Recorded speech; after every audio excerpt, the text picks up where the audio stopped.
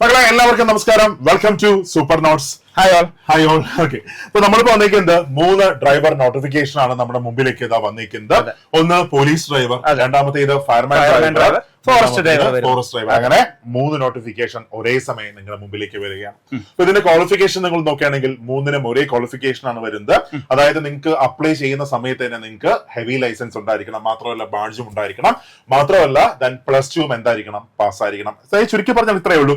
നിങ്ങൾ +2 പാസ്സാണോ, നിങ്ങൾക്ക് heavy licence ഉണ്ടോ, നിങ്ങൾക്ക് ബാഡ്ജ് ഉണ്ടോ, അങ്ങനെയാണെങ്കിൽ നിങ്ങൾക്ക് നിങ്ങളുടെ ലൈഫിലെ ഏറ്റവും മികച്ച ഒരു അവസരമാണ് ഇപ്പൊ വന്നിരിക്കുന്നത്.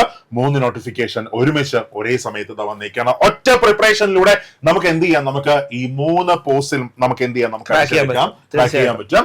കാരണം സിലബസ് ഒക്കെ ഏതാണ്ടൊക്കെ എന്താണ്, സ്പെഷ്യൽ ടോപ്പിക് മാത്രമേ ചെറുതായിട്ട് എന്ത് ചെയ്യുന്നുള്ളൂ, മാറ്റുന്നുള്ളൂ. ഓക്കെ, അപ്പൊ ഇവിടെ ഫസ്റ്റ് നമ്മൾ നോട്ടിഫിക്കേഷൻ നോക്കുകയാണെങ്കിൽ ഇവിടെ ഇപ്പോ CPO ഡ്രൈവർ ആയിക്കോട്ടെ, പോലീസ് ഡ്രൈവർ ആയാലും, അത് കഴിഞ്ഞ നെക്സ്റ്റ് വൺ അടുത്ത് നമ്മുടെ ഫയർമാൻ ഡ്രൈവർ ഏജ് ലിമിറ്റ് ഒരു 28 വയസ്സ് വരെയാണ് ഏജ് ലിമിറ്റ് വരുന്നത്.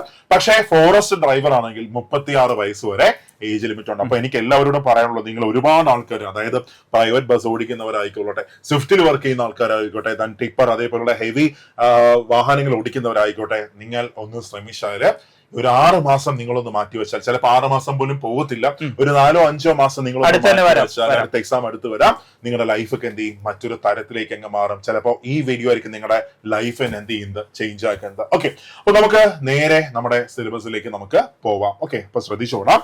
ഇവിടെ ഫസ്റ്റ് നമ്മുടെ സിലബസ് നമ്മൾ നോക്കുമ്പോൾ ഈ കാണുന്നതാണ് സിലബസ്. ഇത് മുമ്പത്തെ സിലബസ് ആണ് നമ്മൾ എടുത്തിട്ടേക്കുന്നത്.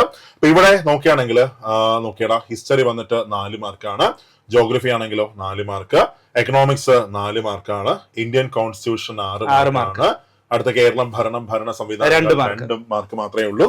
അത് കഴിഞ്ഞ ജീവശാസ്ത്രം പൊതുജനാരോഗ്യം 3 മാർക്ക്, ഭൗതിക ശാസ്ത്രം 2 മാർക്ക്, രസതന്ത്രം വന്നിട്ട് 2 മാർക്കാണ്, arts sports literature 3 mark, current affairs വന്നിട്ട് 10 മാർക്കാണ്. അത് ഇച്ചിരി വലിപ്പം കൂടുതലുണ്ട്. അടുത്ത അതാണ് സാറേ, മാത്സ് വന്നിട്ട് 10 മാർക്ക്. അത് കഴിഞ്ഞ സ്പെഷ്യൽ ടോപ്പിക് വന്നിട്ട് നിങ്ങളിപ്പോ പോലീസ് ആണെങ്കിൽ അവിടെ പോലീസിന്റെ സ്പെഷ്യൽ ടോപ്പിക് BNS ആയിക്കോട്ടെ, എവിഡൻസ് ആക്ട് ആയിക്കോട്ടെ, അത് 20 മാർക്കാണ്.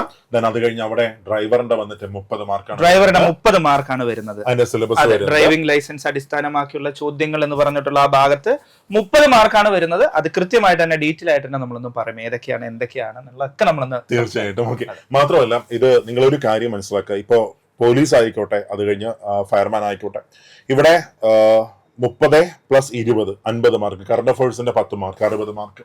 കുറച്ച് കാര്യങ്ങൾ മാത്രം പഠിച്ചാൽ നമുക്ക് എന്ത് ചെയ്യാം, 60 മാർക്ക് നമുക്ക് നേടാം. കുറച്ച് എഫേർട്ട് മാത്രം കൊടുത്താൽ മതി. പക്ഷേ ഇത് സ്പെസിഫിക് ആയിട്ട് പഠിക്കാതെ പോയാൽ ബാക്കി എല്ലാവരും ബാക്കിയുള്ള 40 മാർക്ക് ചിലപ്പോൾ അവർക്ക് നന്നായിട്ട് സ്കോർ ചെയ്യാൻ പറ്റും. ഇവിടെ അവരെല്ലാം എന്ത് ചെയ്യും, വീണ്ടിരിക്കും. സോ കോമ്പറ്റീഷൻ കമ്പാരിറ്റീവ്ലി എങ്ങനെയാണ്, കുറവാണ് വരുന്നത്.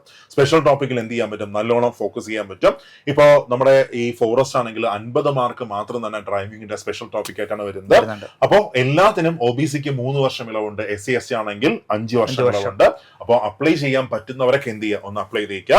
അപ്പൊ ഇതിന്റെ ഡീറ്റെയിൽ ആയിട്ടുള്ള സിലബസ്, പ്രത്യേകിച്ച് ഡ്രൈവിംഗ് എന്തൊക്കെ പഠിക്കണം, എവിടേക്കാണ് നമ്മുടെ ആ സ്പെഷ്യൽ ടോപ്പിക്കിന് കൂടുതൽ മാർക്ക് കോൺട്രിബ്യൂട്ട് ചെയ്യുന്നത്, ഇതെല്ലാം നമ്മുടെ പ്രശാന്ത് സാർ ഇപ്പൊ നിങ്ങളുമായിട്ട് ഷെയർ ചെയ്യുന്നതായിരിക്കും.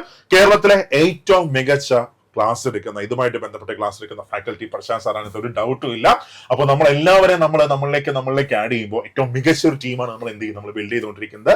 സോ സാറ് വളരെ ഡീറ്റെയിൽ ആയിട്ട് സാർ നിങ്ങളുമായിട്ട് ടോപ്പിക് ഡിസ്കസ് ചെയ്യുന്നതായിരിക്കും. സാർ BTech മെക്കാനിക്കൽ ഹോൾഡർ ആണ്, റാങ്ക് ഡിഗ്രി ഹോൾഡർ ആണ് വരുന്നത് സാർ. അപ്പൊ സാറ് ഡീറ്റെയിൽ ആയിട്ട് നിങ്ങൾ എന്ത് ചെയ്യും, നിങ്ങളായിട്ട് എല്ലാം ഷെയർ ചെയ്യും. മാത്രമല്ല സാറിനെ ഇൻട്രൊഡ്യൂസ് ചെയ്യേണ്ട ആവശ്യമില്ല, എല്ലാവർക്കും എന്ത് ചെയ്യാം, സാറ് വളരെ ഫേമസ് ആണ്. സാറേ, അപ്പോ ഞാൻ സാറിലേക്ക് കൈമാറുന്നു. ഡീറ്റെയിൽസ് ബാക്കിയെല്ലാം സാറ് നിങ്ങളുമായിട്ട് ഷെയർ ചെയ്യുന്നതായിരിക്കും. നമുക്ക് ഡ്രൈവർ റിലേറ്റഡ് ആയിട്ട്, ഡ്രൈവിംഗ് ടോപ്പിക് റിലേറ്റഡ് ആയിട്ട് ബന്ധപ്പെട്ടിട്ടുള്ള ഡീറ്റെയിൽ ആയിട്ടുള്ള ഒരു സിലബസ് അനാലിസിസ് ഒന്ന് നമുക്ക് നോക്കാം. അപ്പോൾ അതിലേക്കാണ് നമ്മൾ പോയിക്കൊണ്ടിരിക്കുന്നത്.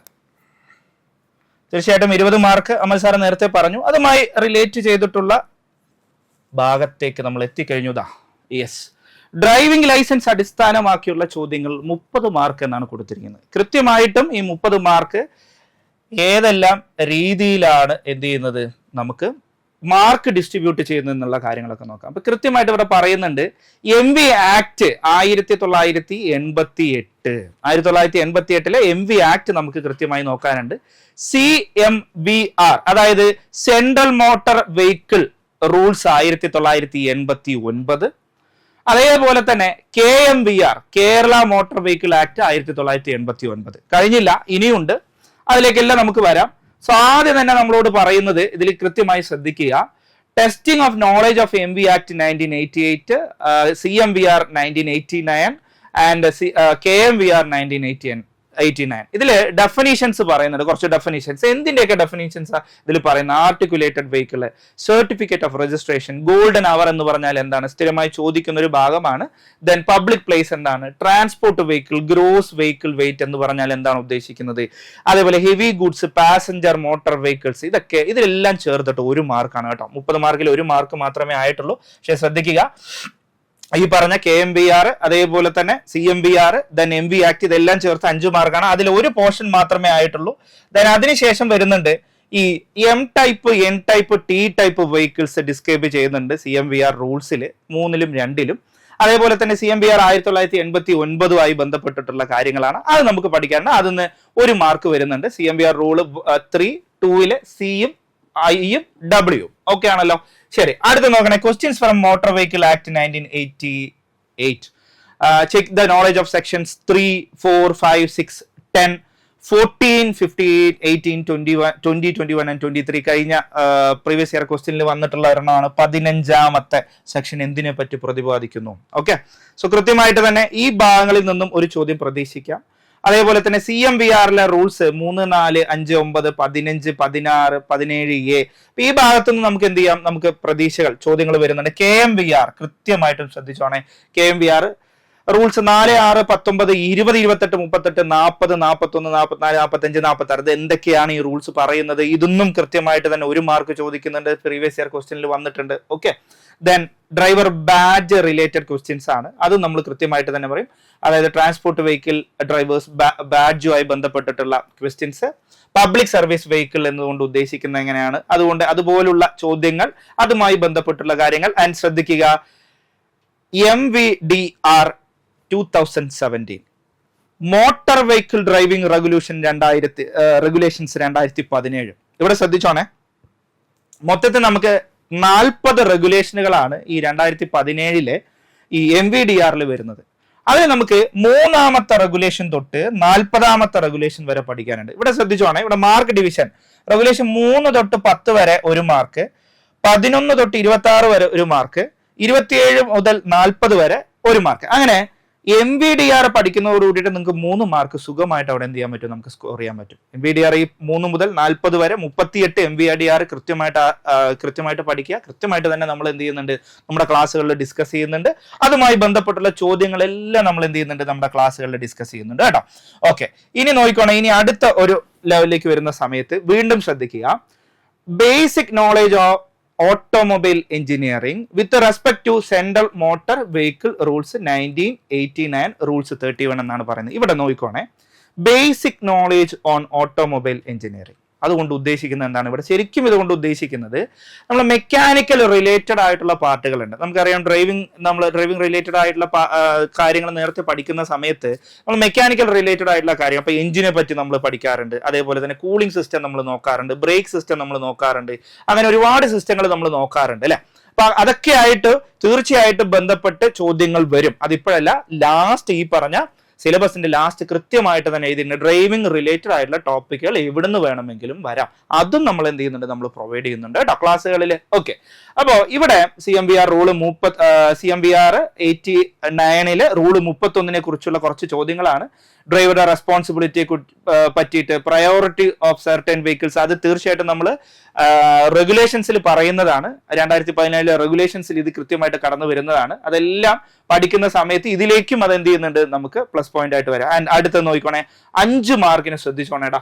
Offences under motor vehicle act 1989. ഇത് നമുക്ക് കുറച്ച് ഡീറ്റെയിൽ ആയിട്ട് പഠിക്കാനുണ്ട്. ഓരോ ആക്ടുകളും എന്തൊക്കെയാണ് ഒഫൻസസ്, അതുമായി ബന്ധപ്പെട്ട് ഒഫൻസസുമായി ബന്ധപ്പെട്ടുള്ള ബാക്കിയുള്ള കാര്യങ്ങൾ എല്ലാം നമ്മൾ എന്ത് ചെയ്യുന്നുണ്ട്, ഇതുമായി ബന്ധപ്പെട്ട് നമ്മൾ പറയുന്നുണ്ട്. ഓക്കെ, അതിൽ സെക്ഷൻ 177 മുതൽ 201 വരെയുള്ള സെക്ഷൻസുകളെ പറ്റിയിട്ട് നമ്മൾ പ്രതിപാദിക്കുന്നുണ്ട്. ദെൻ സ്ഥിരമായി വരുന്ന, ഇപ്പൊ കണ്ടുവരുന്ന ചോദ്യങ്ങൾ വരുന്നുള്ള ഒരു ഏരിയ ആണ് good Samaritan and definition documents and vehicle under motor vehicle act. ഇത് ചോദിച്ചു തുടങ്ങിയിട്ടുണ്ട് കേട്ടോ. ഗുഡ് സമാരിറ്റനുമായി ബന്ധപ്പെട്ടിട്ടുള്ള ചോദ്യങ്ങൾ 2 മാർക്കിനാണ്.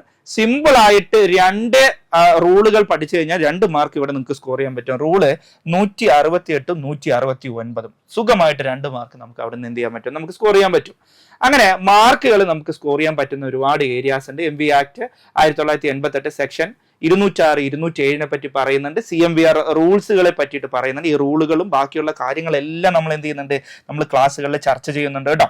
ഒന്നും നമ്മൾ വിടുന്നില്ല. ഈ ഭാഗങ്ങളെല്ലാം നമ്മൾ CMVRന്റെ റൂള് 117 മുതൽ 137 വരെയുള്ള റൂൾസ് 5 മാർക്കാണ്. ഈ ഭാഗത്തൊന്നും നമ്മൾ എന്ത് ചെയ്യുന്നുണ്ട്, നമ്മൾ തീർച്ചയായിട്ടും ക്ലാസ്സുകൾ നമ്മൾ പ്രൊവൈഡ് ചെയ്യുന്നുണ്ട് കേട്ടോ. എല്ലാ ക്ലാസ്സുകളും അത് അവസാനം നോക്കി അവസാനം കൃത്യമായി പറയുന്നുണ്ട്. It may be noted that apart from the topics detailed above, questions from other topics prescribed for educational qualification of the post may also appear in the question paper. There is no undertaking that all the topics above may be covered in the question paper. അപ്പോൾ question പേപ്പറിൽ എല്ലാ ടോപ്പിക്കുകളും cover ചെയ്യണമെന്നില്ല. അത് മാത്രമല്ല, ഈ പറഞ്ഞ സിലബസിൽ കൂടാതെ ഔട്ട് ഓഫ് സിലബസ് ആയിട്ട് ചോദ്യങ്ങൾ വരാൻ സാധ്യതയുണ്ട്. കൃത്യമായിട്ട് തന്നെ PSC സ്പെസിഫൈ ചെയ്യുന്നുണ്ട്. അപ്പൊ ഈ ഔട്ട് ഓഫ് സിലബസ് വരാനില്ല. നമ്മൾ അപ്പോഴും നേരത്തെ കണ്ടു, ഓട്ടോമൊബൈൽ എഞ്ചിനീയറിംഗ്, മെക്കാനിക്കൽ റിലേറ്റഡ് ആയിട്ടുള്ള ചോദ്യങ്ങൾ, ഓട്ടോമൊബൈൽ എഞ്ചിനീയറിംഗ് റിലേറ്റഡ് ആയിട്ടുള്ള ചോദ്യങ്ങൾ, ഓരോ സെഷൻസ് അല്ലെങ്കിൽ ഓരോ പാർട്ടുകൾ റിലേറ്റഡ് ചെയ്തിട്ടുള്ള ചോദ്യങ്ങൾ തീർച്ചയായിട്ടും ചോദിക്കാനുള്ള സാധ്യതയുണ്ട്. ഇതെല്ലാം മുൻനിർത്തിയാണ് നമ്മൾ ക്ലാസ്സുകൾ എന്ത് ചെയ്യുന്നത്, നമ്മൾ പ്രൊവൈഡ് ചെയ്യുന്നത്. അപ്പോൾ തീർച്ചയായിട്ടും ഈ ഒരു കൃത്യമായിട്ട് തന്നെ ഈ 30 മാർക്ക് നിങ്ങൾക്ക് നല്ല രീതിയിൽ തന്നെ സ്കോർ ചെയ്യാം എന്ന് ഞാൻ ഉറപ്പു തരുന്നു.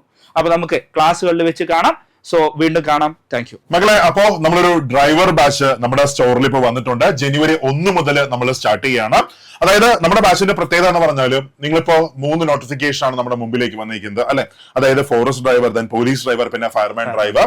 അപ്പൊ നിങ്ങൾ നമ്മുടെ ബാച്ചിൽ ജോയിൻ ചെയ്യുമ്പോൾ ഇതിന്റെ 3ന്റെയും കണ്ടന്റ് നിങ്ങൾക്ക് കിട്ടിയിരിക്കും. അതായത് ഇപ്പോ കോമൺ ആയിട്ടുള്ള എല്ലാം നമുക്ക് കോമൺ ആയിട്ട് നിങ്ങൾക്ക് തരും. അത് കഴിഞ്ഞ് സ്പെഷ്യൽ ടോപ്പിക് ഡിഫറെന്റ് ആവുന്ന സമയത്ത് അത് പ്രത്യേകിച്ച് ഒരു ഫോൾഡറിൽ എന്ത് ചെയ്യും, നമ്മൾ തരും. എന്ന് വെച്ചാൽ നിങ്ങളിപ്പോ ഒരു നോട്ടിഫിക്കേഷൻ അപ്ലൈ ചെയ്യുന്ന ഒരാൾ എല്ലാം എന്ത് ചെയ്യുന്നുണ്ട്, അപ്ലൈ ചെയ്യുന്നുണ്ട്. അതായത് CPO അപ്ലൈ ചെയ്യുന്നുണ്ട്, ഫോറസ്റ്റ് ഡ്രൈവർ അപ്ലൈ ചെയ്യുന്നുണ്ട്, ഫയർമാൻ ഡ്രൈവർ അപ്ലൈ ചെയ്യുന്നുണ്ട്, പോലീസ് ഡ്രൈവർ അപ്ലൈ ചെയ്യുന്നുണ്ട്. അപ്പോ ഒറ്റ പ്രിപ്പറേഷൻ, ഒരൊറ്റ കോഴ്സ്, ഒരൊറ്റ ഫീസ്, നമുക്ക് എന്ത് ചെയ്യാം, ജോലി ഉറപ്പിക്കാം. ഇപ്പൊ നമ്മുടെ സൂപ്പർ നോട്ട്സ് നമ്മുടെ ഓരോ ബാച്ചിലും കൊടുക്കുന്ന ക്ലാസ് എന്ന് പറഞ്ഞാൽ ആ കണ്ടന്റ് ക്വാളിറ്റി നമ്മൾ കാണും, ആ മെറ്റീരിയൽ ക്വാളിറ്റി നമുക്ക് കാണും. അതായത് നമ്മുടെ മോട്ടോ തന്നെ ഇതാണ്, മനുഷ്യ സാധ്യമായതെല്ലാം നമ്മുടെ കുട്ടികൾക്ക് വേണ്ടി നമ്മൾ എല്ലാ ബാച്ചിലും നമ്മൾ ചെയ്തിരിക്കും. ഓക്കെ, അപ്പോ ജോയിൻ ചെയ്യാൻ താല്പര്യമുള്ളവർക്ക് എന്ത് ചെയ്യാം, ജോയിൻ ചെയ്യാം.